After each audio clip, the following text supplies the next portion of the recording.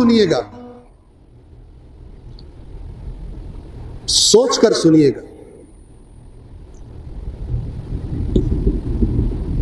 बरहक है जो अहले बैत ने फरमाया हमारा शिया जन्नत में जाएगा, बरहक।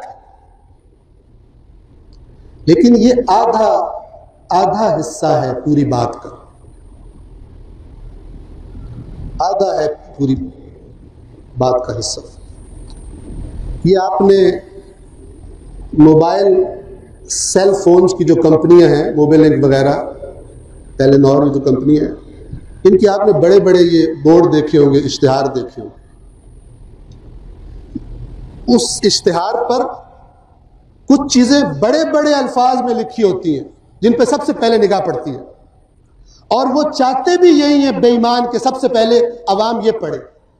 और छोटा नीचे से एक कोने में क्या लिखा होता है, टर्म्स एंड कंडीशंस अप्लाई। वो इतना छोटा होता है कि उसकी तरफ तवज्जो ही नहीं करता। अब वो उस पैकेज को देखकर वो जो बड़े बड़े लफ्जों में लिखा हुआ उसमें लगता है उसको कि वो कहते भी ये सिर्फ आपके लिए, जैसे आपकी फी सबीलिल्लाह खिदमत गुजार। तो वो पैकेज लगवाता है, मिसाल के तौर पर 100 का बैलेंस है और मिसाल के तौर पर उसमें 20 रुपए का पैकेज है, उसे इस्तेमाल करता है और इस्तेमाल के दौरान उसे पता चलता है कि सारा 100 रुपया उड़ गया।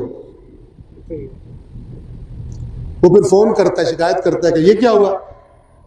फिर उसको कोई वो स्टोरी सुनाते हैं जो टर्म्स एंड कंडीशंस अप्लाई में लिखी होती है कि ये शर्त थी, ये शर्त थी, आपको पता ही नहीं। कुछ खतीब भी यही काम करते हैं, ये तो बताते हैं और ये बात बरहक है, कोई शक नहीं कि अहले बैत का शिया जन्नत में जाएगा। लेकिन जिन हस्तियों ने यह फरमाया कि हमारा शिया, गौर से सुनिएगा, याद कर लीजिएगा, जिन हस्तियों ने यह बताया कि हमारा शिया जन्नत में जाएगा, उन्होंने यह भी बताया कि हमारा शिया कैसा होता है।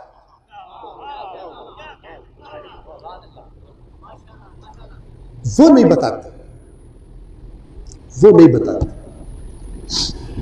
क्योंकि उसके खरीदार कम है, उसको सुन के बोर हो जाते।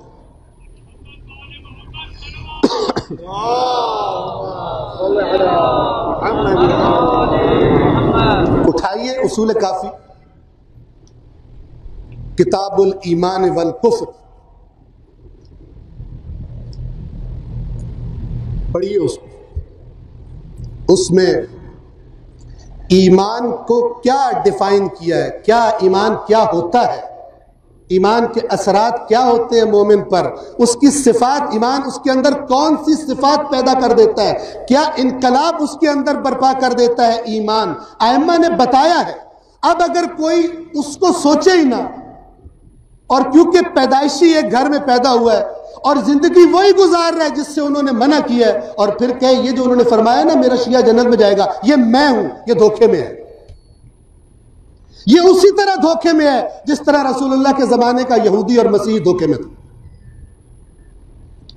अब कुरान से अगर गाइडेंस ले तो जब कुरान यहूदी और ईसाइयों का ये अकीदा बताता है तो फरमाता है कि तिल का अमानी युहुम, ये इनकी बेबुनियाद आरजुएं हैं। एक आरजू वो होती है, मसलन किसी की आरजू हो कि मैं पैसे कमाऊं और वो उसके लिए प्लान भी करे, मेहनत भी करे, ये बुनियाद वाली आरजू है। लोग कहेंगे हाँ भाई काम भी कर रहा। एक आरजू वो होती है कि बड़ा ऊंचा मकाम देखा हो, कर रहा कुछ भी ना हो, कहे मैंने जनाब मैट्रिक में बोर्ड टॉप करना है और स्कूल से छुट्टियां मारे, लोफर गर्दी करे, आवारा गर्दी करे, टाइम जाया करता रहे। देखने वाले क्या कहेंगे, तेरा दिमाग तो नहीं खराब, हमें तू कहता है मैं बोर्ड टॉप करूंगा और हरकतें तेरी फेल होने वाली। अल्लाह भी यही कहता है, अल्लाह भी यही कहता है कि मकाम तुम कहते हो हमें अंबिया के साथ दो, और हरकतें तुम वो करते हो जिनसे शैतान भी रक्स करता है, नाचता है खुशी से कि मैंने जो कसम खाई थी पूरी हो रही है। ये दीन नहीं है। दीन बताने का हकीकी तरीका ये है कि अगर किसी मकाम की तारीफ की जाए, उस मकाम तक पहुंचने की शराइत भी बताई जाए, वरना यह कायनात का सबसे बड़ा धोखा है जो बहुत सारों की आखिरत को तबाह कर दे, आखिरत को तबाह कर दे। एक सलवात पढ़िए।